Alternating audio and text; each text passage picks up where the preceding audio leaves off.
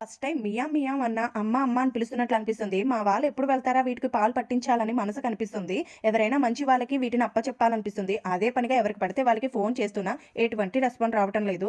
ఇంకా పిల్లి పిల్లల ముచ్చట్లు పక్కన పెట్టి మీకు ఒక ముచ్చట చెప్తాను. ఎప్పుడో నా ఫ్రెండ్ కాకరకాయ ఫ్రై ఎలా చేస్తావని అడిగింది. ఇప్పుడు కుదిరింది ఈ వీడియో పెట్టడానికి. సరే సరే మీకు ఒక ముచ్చట చెప్తానన్నాను కదా. అదేంటంటే నాకు ఒక కొత్త రోగం వచ్చిందండి. అదేంటంటే నైట్ 9కే పడుకోవాలి. లేదంటే ఇంకా నిద్ర పట్టనే పట్టదు. అందుకే ముందు ఇంట్లో ఉన్న వైఫై ఆఫ్ చేయాలనుకున్నా.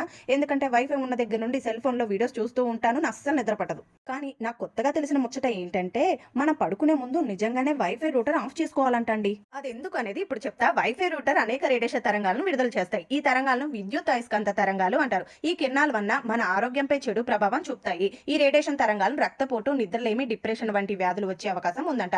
ఎలాగో wifi router morning time on లోనే ఉంచుకోవాలి. అది తప్పదు కాబట్టి కనీసం నైట్ టైం అయినా వైఫై రూటర్ స్విచ్ ఆఫ్ చేసుకుందాము. సెల్ కూడా దూరంగా పెట్టుకుందాము. ఇలా చేయటం ద్వారా కనీసం ఇలాంటి వ్యాధులకు దూరంగా మనం ఉండొచ్చు. ఈ వీడియోకు ఆడియోకు ఎటువంటి సంబంధం ఉండదు కాబట్టి నన్ను ఏం అనుకోవద్దు.